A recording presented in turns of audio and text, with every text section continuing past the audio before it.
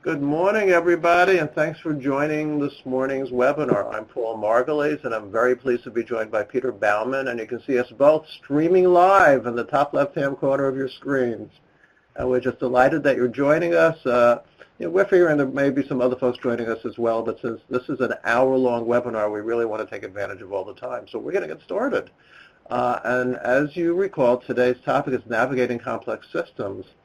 And this is really the second of what's typically a three-part sequence.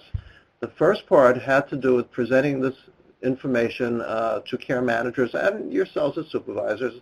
And Peter did that, several weeks ago. This now focuses on supervision of this whole area of knowledge, and will be followed up in a few weeks with regional online meetings. We'll be talking in much more detail about your efforts around supervision and doing some problem solving and all of that kind of stuff. And that's typically the sequence that we follow for each of our topics. So without further ado, here's our agenda. And basically, there are 4 topics that we're going to cover.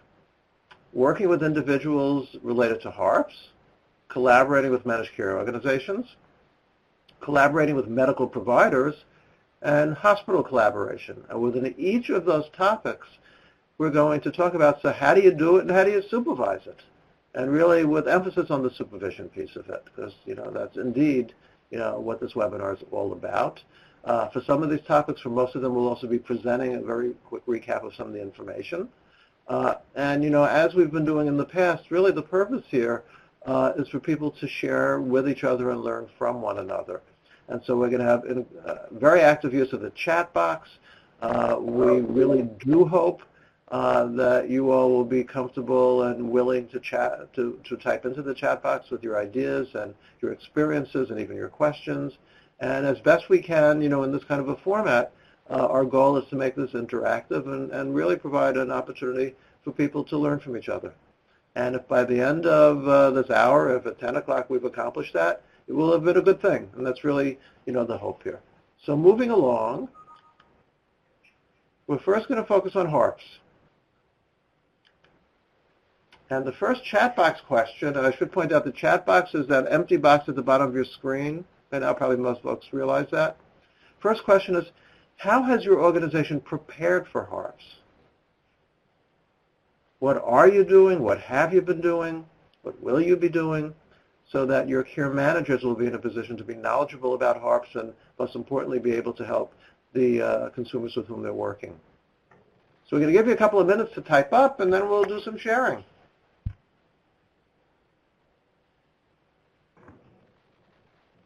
See multiple attendees are typing, Peter. That's just what we want here.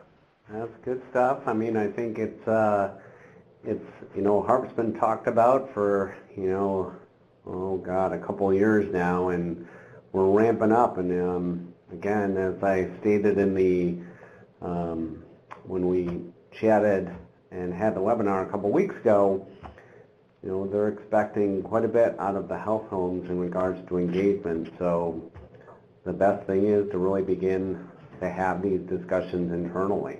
So yeah. See lots of people typing up. This is great.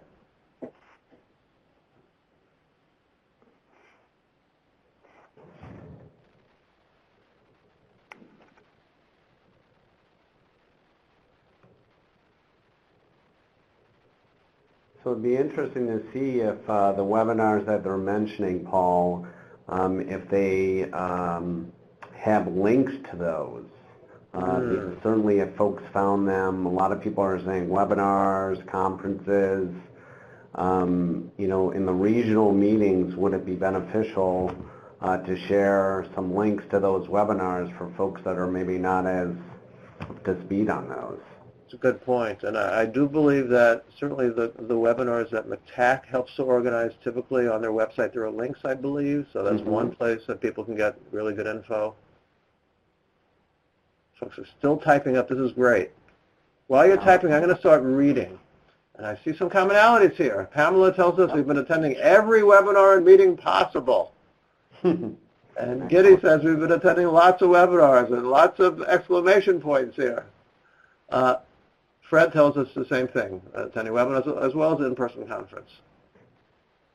Charlene, care managers and supervisors are completing the webinar training, attending meetings. Great. So we're seeing very consistent, messages here. Candida, I am currently one of the supervisors completing the HARP. Once completed, I provide 3 HCBS services that can assist clients who qualify for Tier 1 and Tier 2.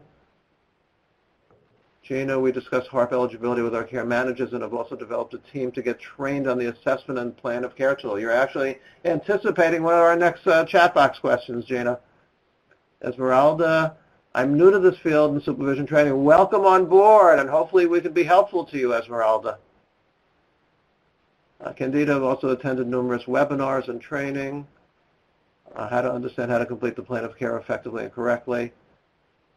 And Esmeralda was asking, how can I get previous supervision training? So I guess the question is how to access. I think one place to begin, and Peter, you may have other ideas as well, is the MCTAC website. I think has a lot of info as well as links to webinars, I believe.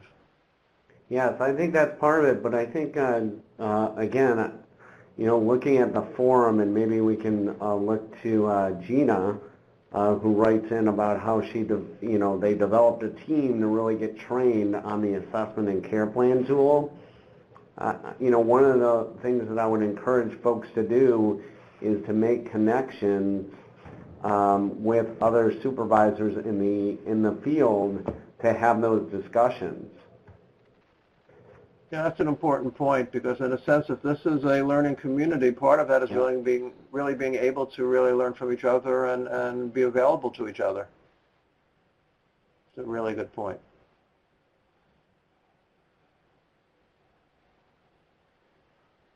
Okay, we're going to go to the next question, which means, I guess, back to the PowerPoint.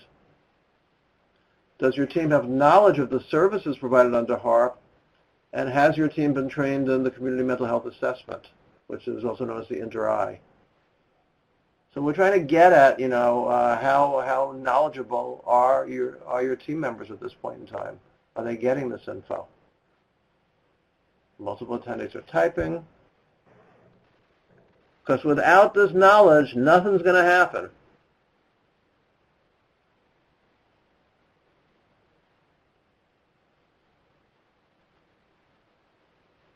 And again, I think the point here, Paul, is that these services, not in all cases, but in a lot of cases, have not been available to some of the individuals that they're not targeting in the state. They have been available to OPWD, Office with Persons with Developmental Disabilities. So, but really the targeted services around job training, peer supports, we really need to get out there and at least help the teams learn about what's available, for sure. Yeah, and some of this has to do, you're right, Peter, some of it has to do with, if a care manager in the past has worked, say, with an OMH, they may not be aware of the other options through, say, OASAS and vice versa. Mm-hmm. To become well aware of what are the state plan services and what are the HCBS services, and it does get a bit complicated. Yeah.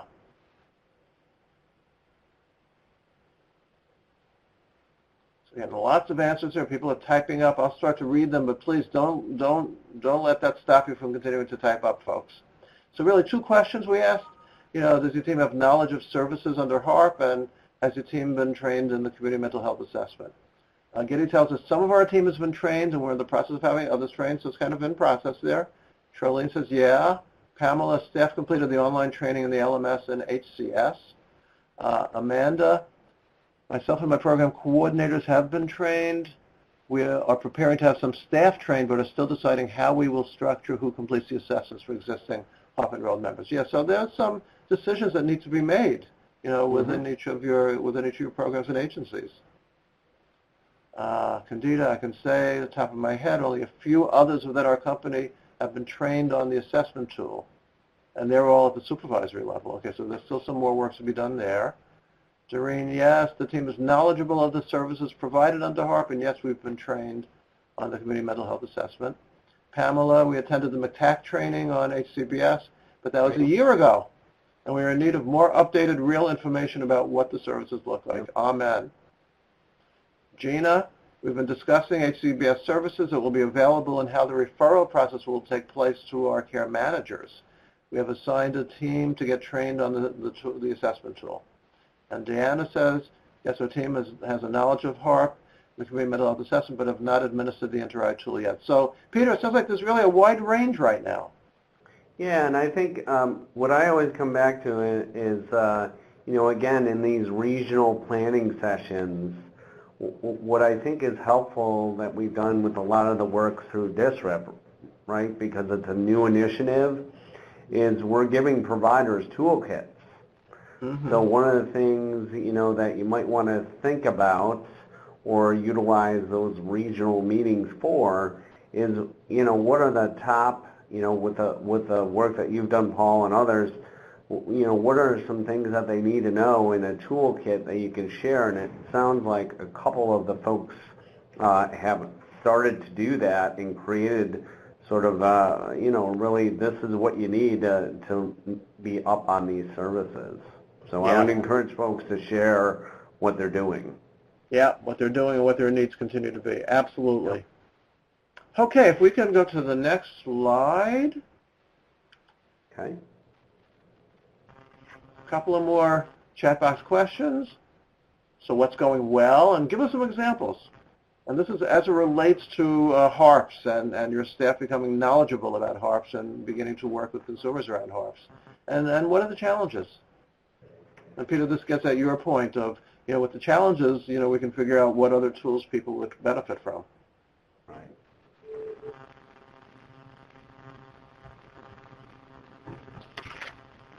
So, and this question is narrowly around work with HARPs, or knowledge about HARPs.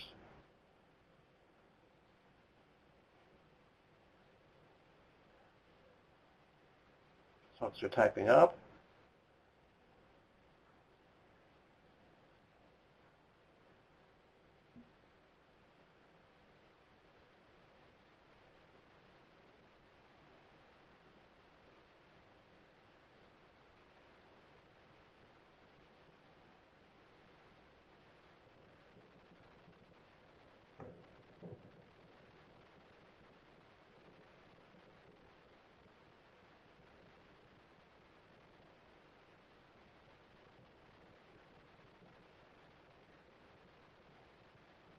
Lots of people typing up. This is great.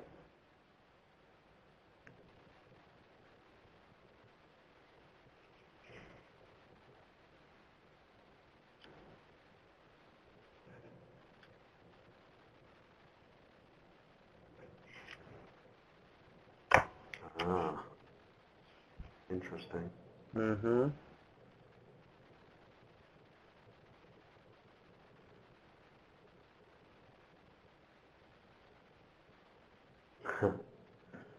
Yeah, I agree.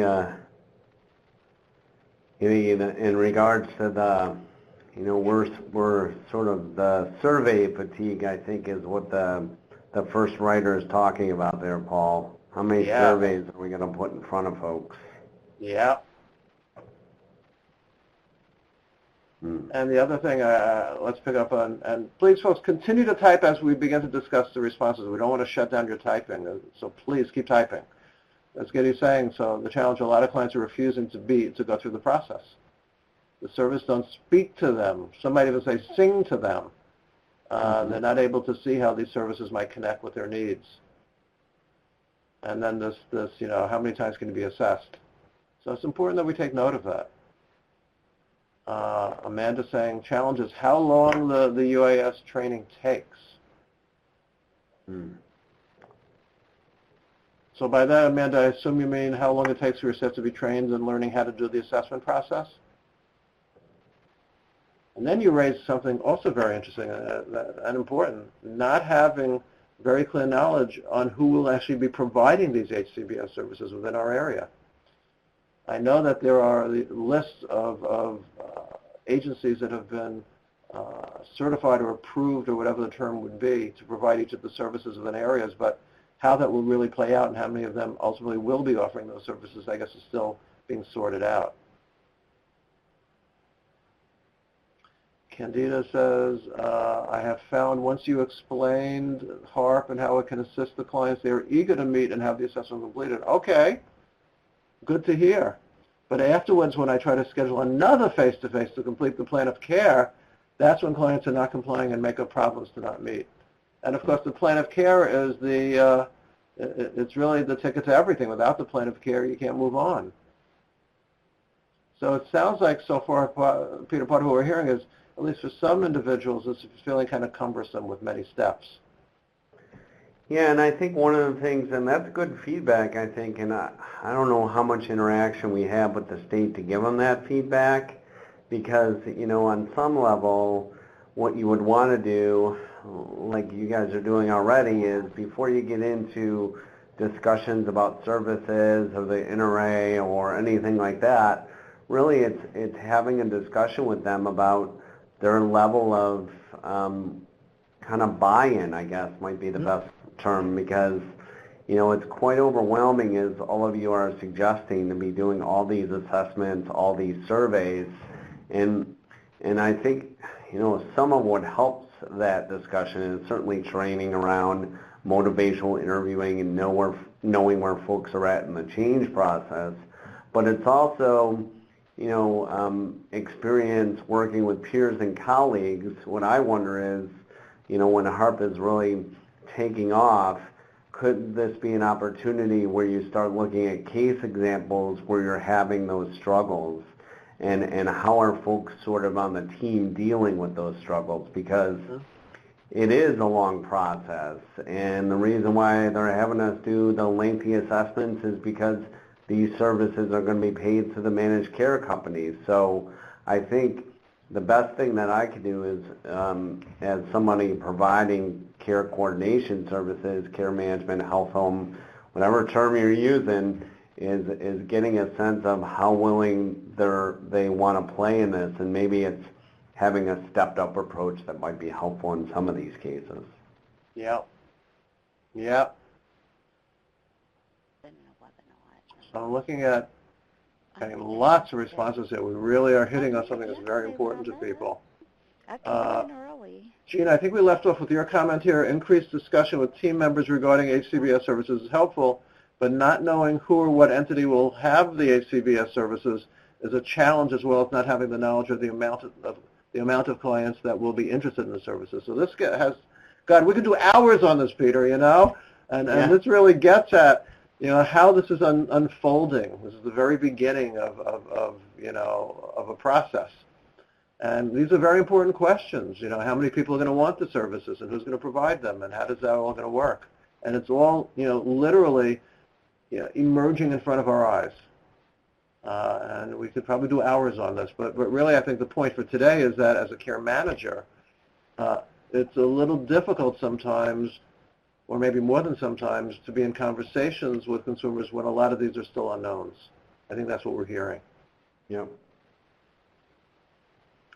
Giddy tells us training and staff on the inter-eye assessment is mostly straightforward process once you know what to expect. Candida says, thus far I have completed plans of care for Health First clients, but I haven't received any confirmation as to whether it was approved. So once again, the system and the different steps that have to all align, and it sounds like a work in progress. Fred, online training has taken an extended period of time to complete. Yep, we've heard that, definitely. One challenge is that patients are not familiar with HARP or HCBS, and all the changes are confusing for many, and they are reluctant to opt in. Yeah, but we also hear at times it's a little confusing still for staff and for care managers. Yeah. You know, we're like building this thing as we go. Diana tells us the length of training is a challenge, as well as the amount of time it takes to administer the assessment. And Esmeralda, being new to the role, doesn't know what the heck all these acronyms are.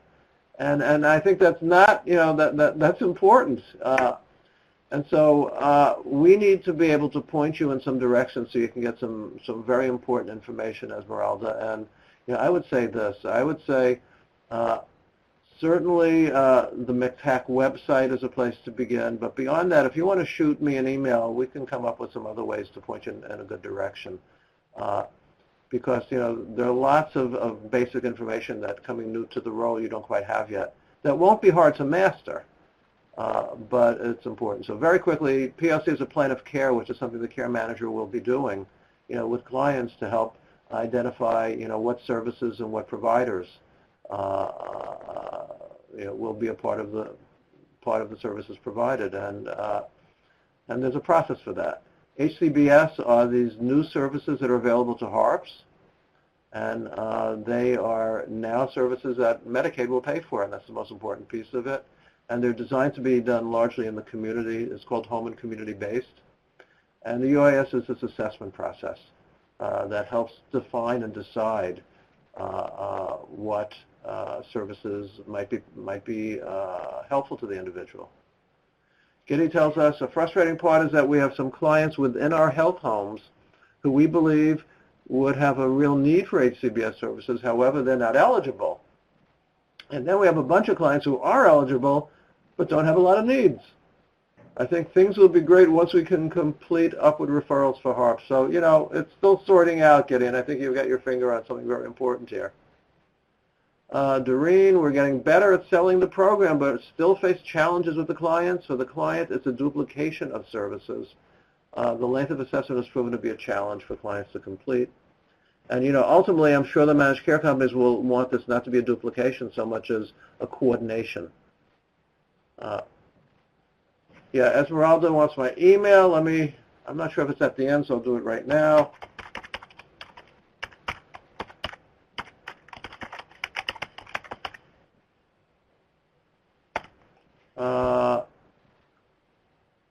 See, Nancy's added, plan of care, yeah, thanks. Sylvia, many of the lead health homes have offered direct training for our staff, which is helpful. Doreen, we have clients that have completed the assessment to later find out they no longer qualify. Wow. So, Peter, what do you think, listening to all of this? Well, a couple of things are coming to mind. One is, I think your analogy of building the plane as we go, and I almost think, I'm a big believer in that we have to work together as a team to identify where folks are at in the stage of change, because I agree, you don't want to bring an individual down this path and work hours with them to say it doesn't make sense. But what I would encourage you is, again, I'm hearing from a few of the folks that they're quote-unquote selling the program. How are you doing that? How are you able to work with your team to engage individuals in a very lengthy process to get the services that they need? So, as a team, are you discussing that in your team meetings?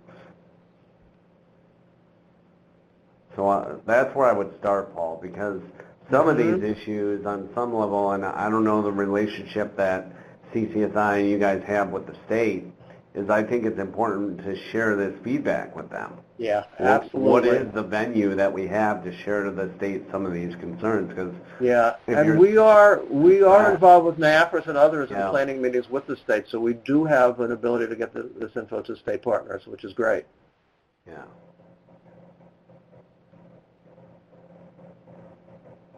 Okay. I'm seeing folks continuing to type up and some questions that are being answered among the group, which is great.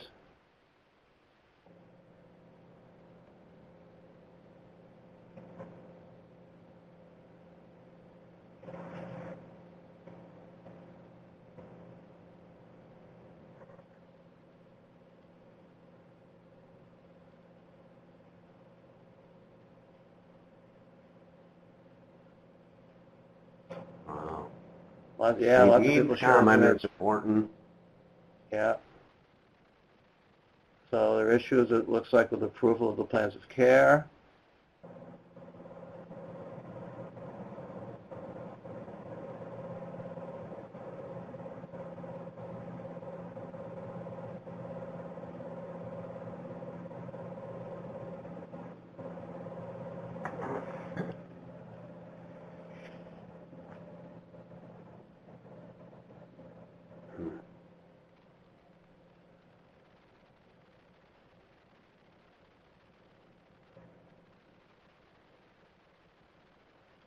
It is. It's great that people are sharing with each other.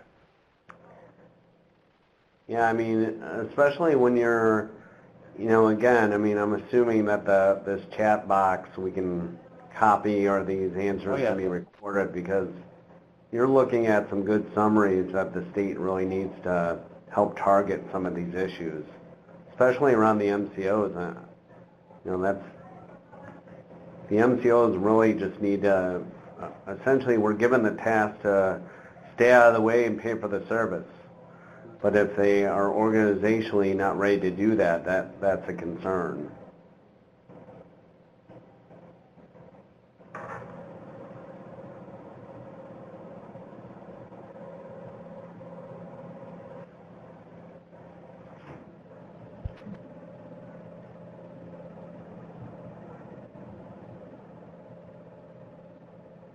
See, folks are taking the time to bring Esmeralda up to speed, which is greatly appreciated. Amanda asks, is there an easier way to see if our existing members are HARP enrolled, eligible in MAP or EDNY? If anybody knows the answer, please feel free to type up. And then I think we'll move on to another question in a minute or two. Giddy says, our way to get info to the state is via our lead health homes. But really, it feels frustrating when the state just comes in with this huge plan in which they are excited about improving the lives of our consumers and need health home staff to carry out a huge part of this plan.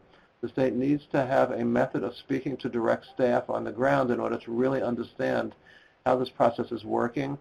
If they consulted with us proactively, we could have anticipated a lot of these problems and problem solved proactively instead of reactively. Well stated, Giddy.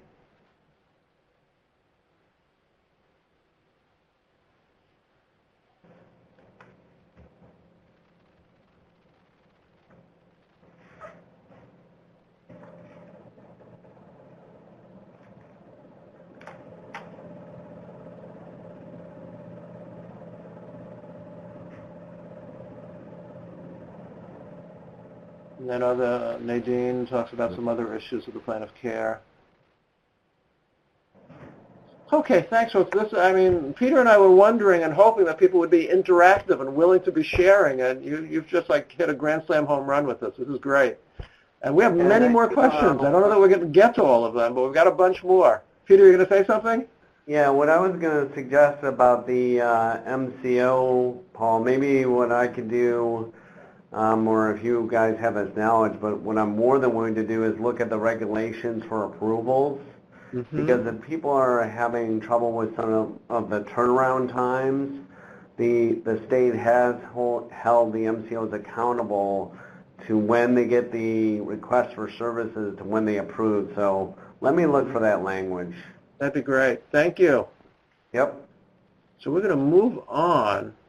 Okay. Another question related to HARPs. How do you currently supervise your care managers about HARPs? Is there stuff that people can learn from what you're doing? Please share so you can learn from one another.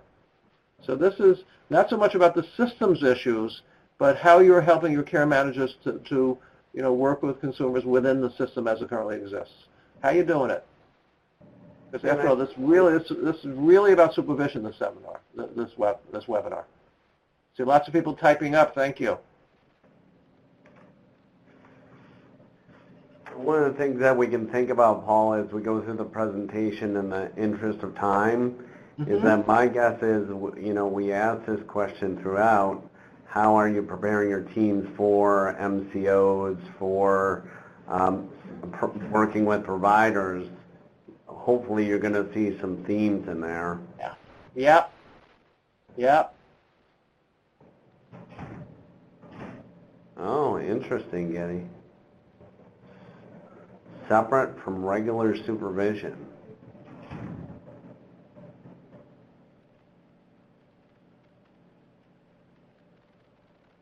That is interesting.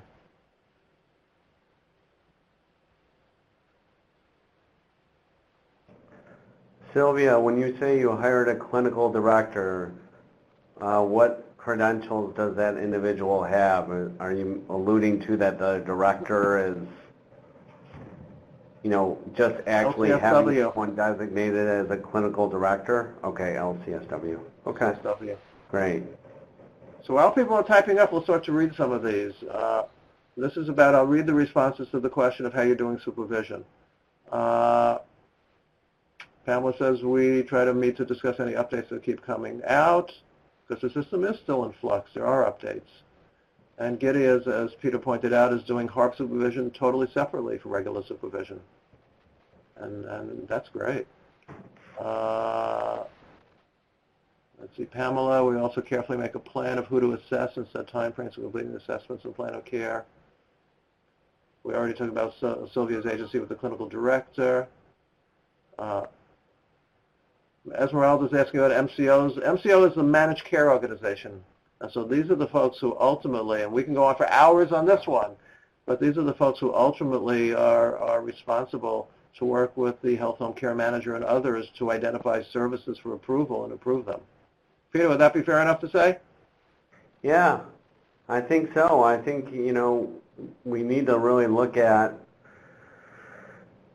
I see this MCO coming up quite a bit, and I really think we need to provide some guidance on that because, they're taking it similar to other Medicaid redesign initiatives, Paul, in the sense that they really, for the first year, it should really be sort of, we'll approve it. We just want to get a sense of who's involved. And if there's concerns about that, we need to sort of figure out how we can assist this group. Yeah, absolutely. See, Doreen says, we meet as a team weekly and address any challenges that the care manager may be facing. So you've got a regularly scheduled supervision meeting.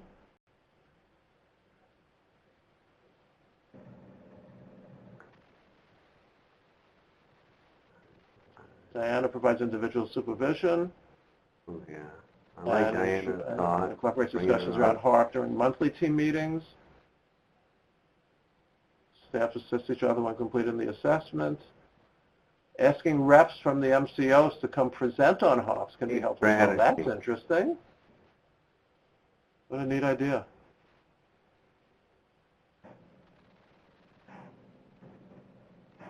Okay, so we're going to move on. Once again, folks, thank you. And now we're going to natural segue to MCOs. And Peter, I'm going to throw it over to you for the next few slides. Yeah, and so, one of the things, again, that you have to think about, and Diana's alluding to it, and so Diana, one of the things that I would wonder is how did you begin that process to reach out to the MCOs? If you can maybe respond, that'd be great. But remember, MCOs, a big part of the Medicaid redesign initiative is they really need to work with health home case management.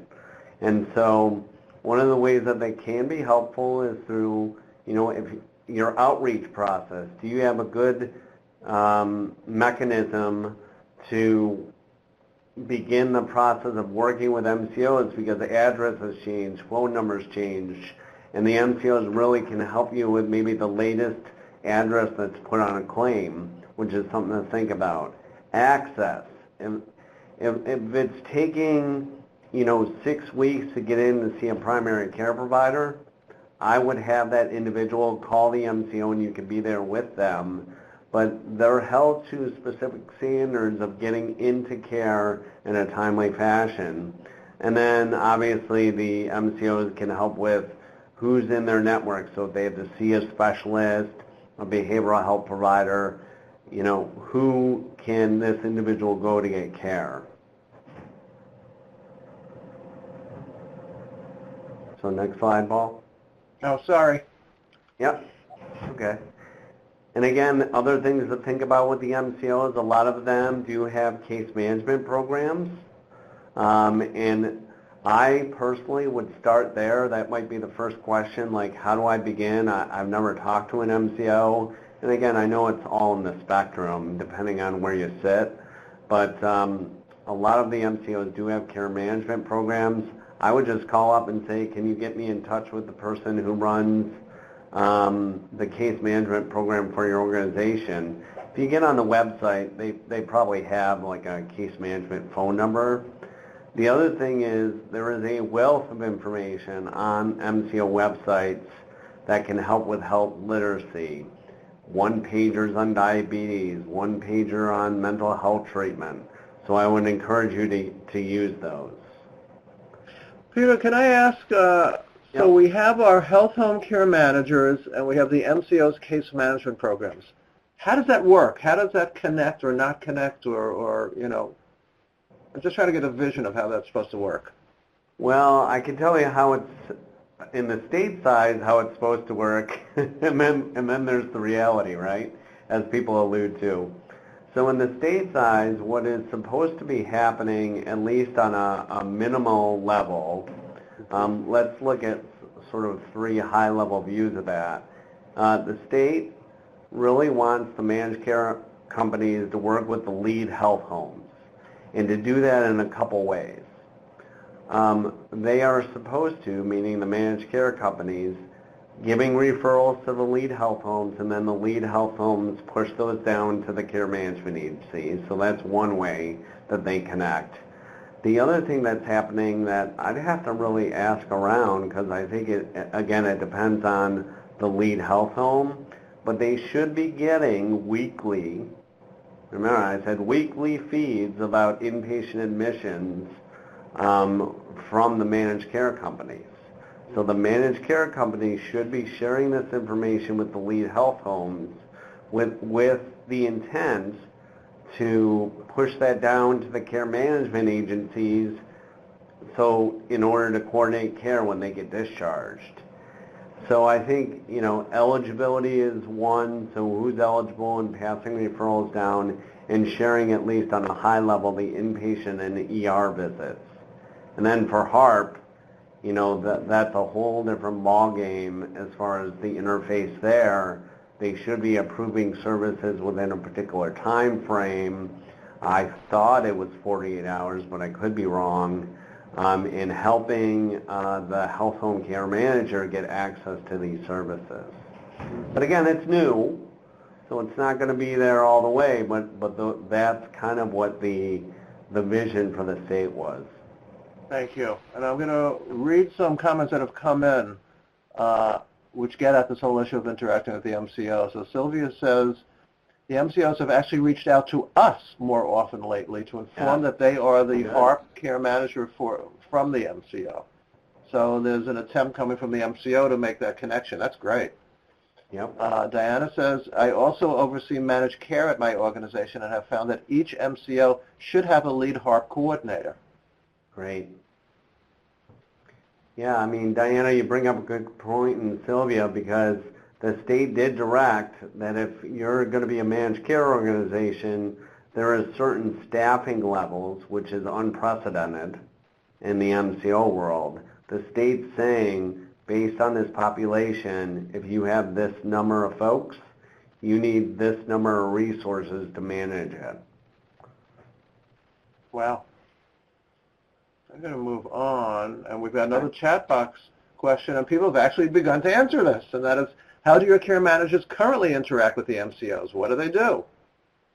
So you've anticipated the question, Sylvia, and Diana, you've already given us some of the responses. Multiple attendees are typing. Thanks so much, folks. This is great.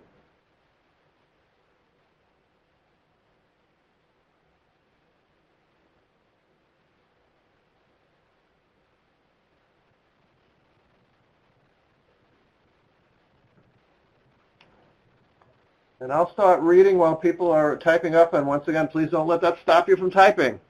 So Giddy tells us we've been getting phone calls from HARP care managers from the MCO. So here's another indication of this. They would like to help, but as of now, it's not particularly helpful. They want to know what part of the HARP process the individual is at. We've gotten conflicting information about whether we need to have individuals sign consent in order for us to even share info with them. So once again, these kind of growing pains of the initial implementation, it sounds like. I mean, I'm not going to give HIPAA advice, so I say that, but the managed care entity is the payer. So you have the ability under HIPAA laws, I believe, to share information in order to coordinate care for that individual. Thanks, Peter. Yep. I see FSL ACM Bayshore tells us when contacted by an MCO, they will speak with them over the phone. It hasn't been HARP related as the majority of the contact that my care managers have had. It hasn't been HARP related. Interesting. You know what? This consent issue would be interesting. So we're seeing two issues here, Paul, that maybe I can research, and I apologize as I move away from the webcam because I want to write them down. One is around the MCO time frames for approving services, and then consent. Can I call, and can we point to some documents that are out there that maybe if we're having trouble sharing information, if we had some state guidance, how would that work? That's great. No, very helpful. Because, there are a number of comments here kind of looking at that. Candida's telling us before we can formally communicate with the MCO, we have to make sure we have consent prior. Yeah, I don't know if that's about true. Clients. Okay. And Bezia says, and vice versa. They have told us they need consent before speaking with us. Yeah, that's interesting. It is. One would think the system should not have been designed that way. Yeah, and I think, again, let's get information on consent. Exactly. Okay. And then the folks at Bayshore say the contact is mostly in helping clients obtain programs that accepted the specific managed care.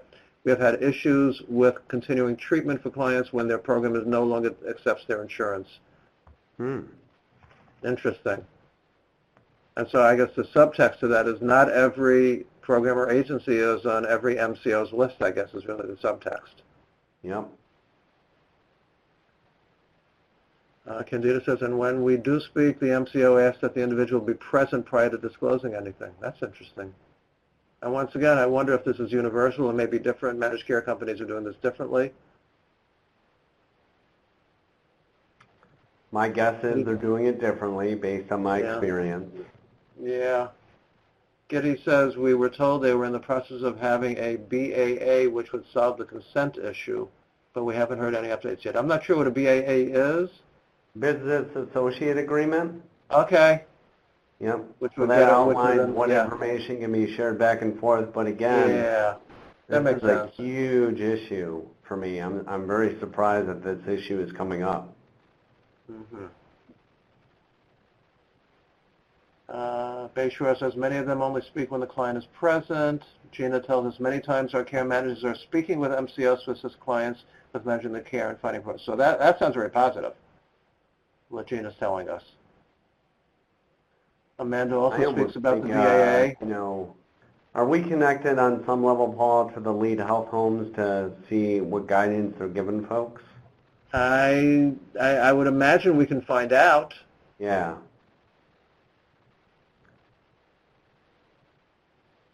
And Getty says, some MCOs have told us everyone is sharing info without consent. It's okay, you can. So like I said, conflicting info. Right. So, okay, I think in summary, Peter, tell me if you agree. Once again, it's kind of a work in progress, and there's some information out there and inconsistencies and some lack of clarity that hopefully we can help shed some light on.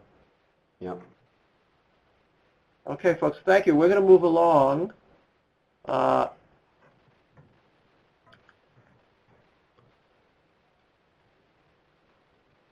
And let's stay with these questions. Once again, dealing directly with the MCOs, I think we have a lot of this already, but what is going well, what challenges, anything else people would like to mention?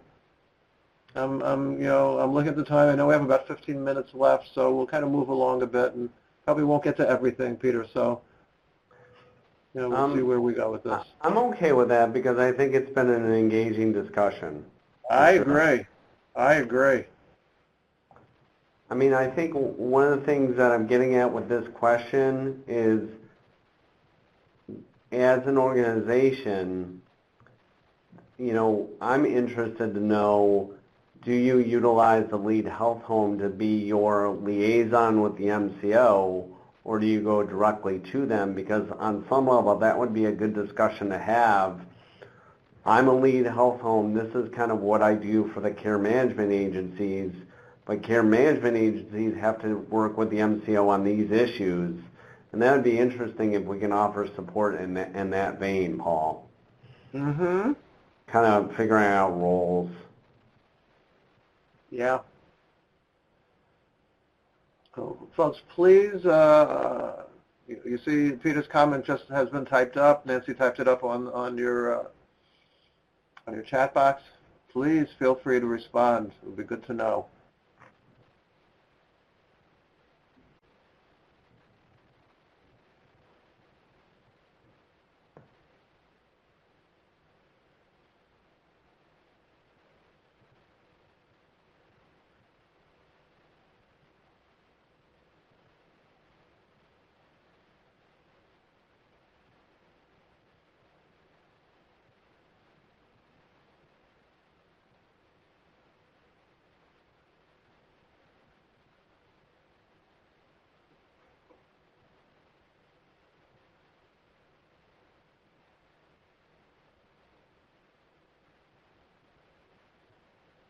Lots of folks typing up. The multiple attendees, which is the nicest thing I can see on the screen. It means lots of folks are typing up.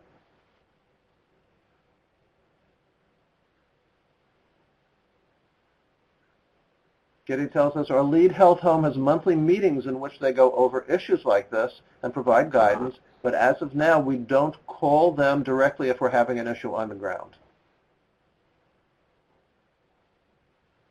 Esmeralda asks, how long may it take to resolve the issue with consent forms and speaking to members and MCO and care managers? Well, I guess the first question is whether there actually are policies in place that folks may not be fully aware of. And then depending on, on some level, depending on the organization, Paul, they might be more risk adverse than others. Mm-hmm. So that's something to consider as well. Yeah. T. White says, no, we speak with them ourselves. Oh, this is, Peter, in response to your question about the health home, lead health home. Lately, we've been contacted by the MCOs to collaborate with the care coordinators.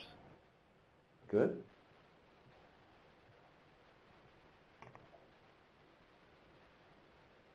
So it sounds like there's a lot of variability if I'm understanding people's responses. Mm-hmm. Yeah, that's what I was asking. Is this universal?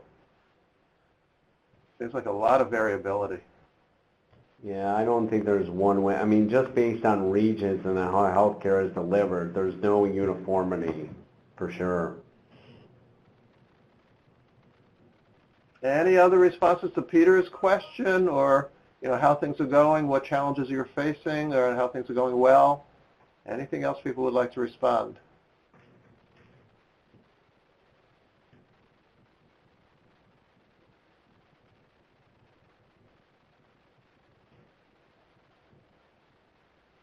Okay, if not, in the interest of time, we'll move on. And please feel free to continue to type up. Next slide, please. What do you think, Peter? You want to skip this one since we've kind of spoken a bit about supervision? Skip this question. Yep. Right? Okay. So let's talk about collaboration with medical providers. Same kind of question. How do your care managers currently interact with medical providers? And in the interest of time, we can add to that what's going well and not so well. What are the challenges?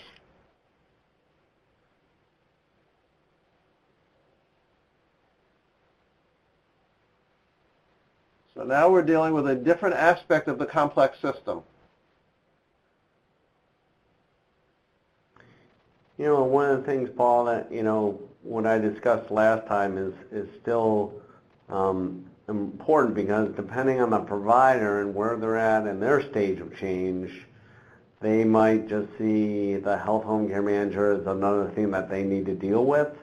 Mm-hmm. And how can we begin to have discussions with some of the providers about, especially for I almost think this comes to a point where you're looking at the highest risk, which would be in that HARP pool, and your interface with them is beginning to have discussions about how you can be valuable to their practice. Mm-hmm. And that's certainly a way to start, because there's no way that based on what I'm hearing from the health home care manager caseload, there's no possible way that you could speak to every medical provider.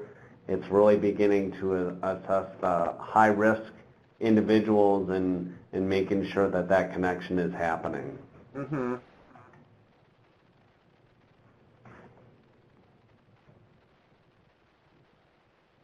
I'm going to start reading while people continue to type up.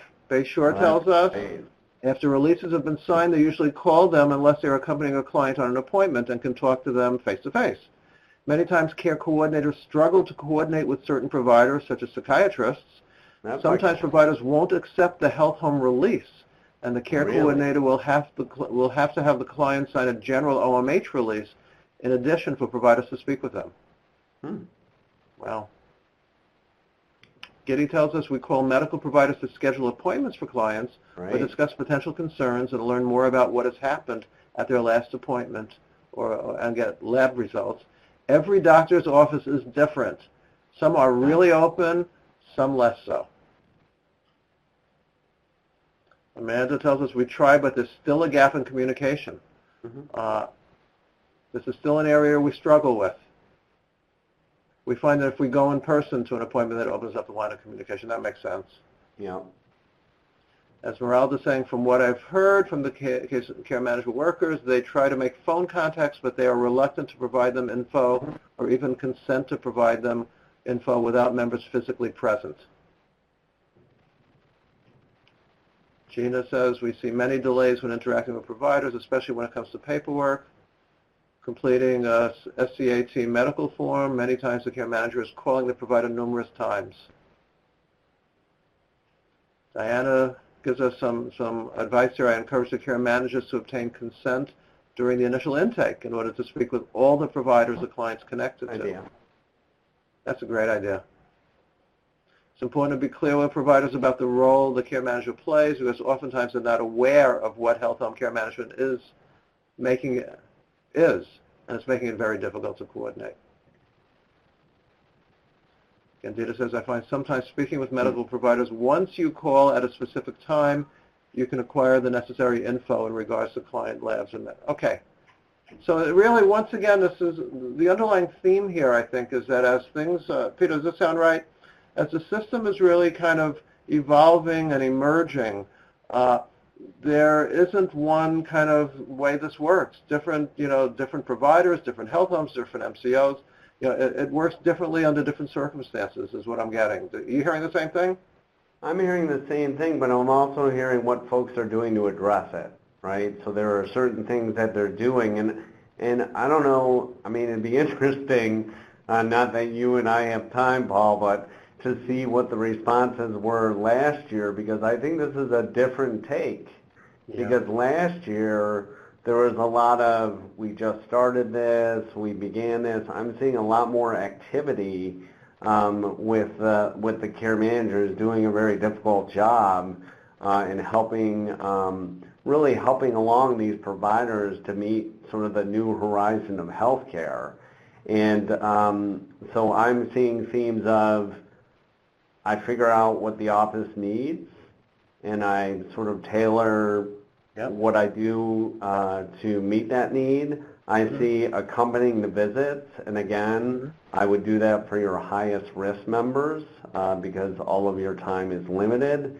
And I would also encourage, and this might be something to discuss in the regional meetings, to really talk about, because we talk about this a lot in sort of my district work, is what's the value add?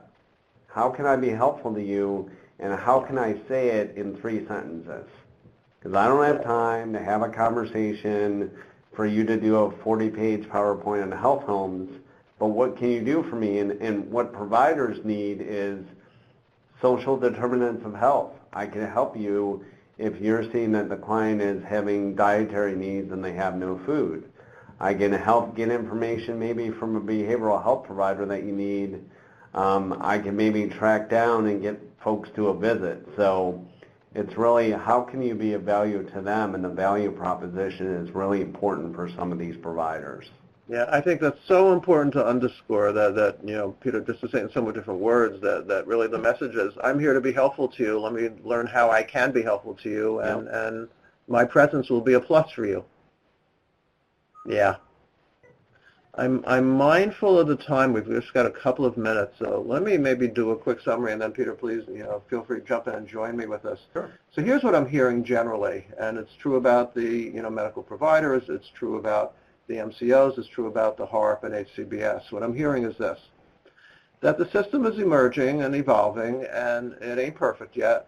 And one of the challenges for you as supervisors is how to work with your care management staff so that they do the problem solving and they do the, and they approach this in a way that, really results in the best outcomes for the consumers with whom they're working, and not to throw their hands up in frustration at the, inevitable early, growing pains. And we've had, I think, today for the past hour, so many examples of ways in which you've been working with your staff members to help them to do that. And Peter, that's kind of what you were alluding to. It's not just about identifying, where clearly the system hasn't matured yet, but also helping people, given the system, to do really fine jobs. And we're hearing lots of examples of that today. Does that make sense, Peter? Would you add anything to that? No, I mean, I think, again, you and I have a couple of takeaways, and I can do some investigation around the consent issue I had down and the turnaround times for applying services. But, what I wonder is, the scripting from this, you're almost creating a toolkit for these case managers, Paul, and I think even on a high level, what are some things that folks should be doing? So that's what I would encourage folks to do. That's a great thought. So we are literally out of time. If folks would like today's PowerPoint, you're going to see a little gray pod floating onto your screen in a moment or so, and feel free to download it. In the meantime, I want to thank everybody for what has been a remarkably active meeting, and thank you for your generosity and really sharing with one another. And Peter, as always, it's a pleasure working with you. Yeah, it was great. Thanks, Paul. Take care, everybody, and feel free to log off once you download the PowerPoint if you want it, and if not, feel free to log off. Take care. We'll talk again. Have a great week, everybody.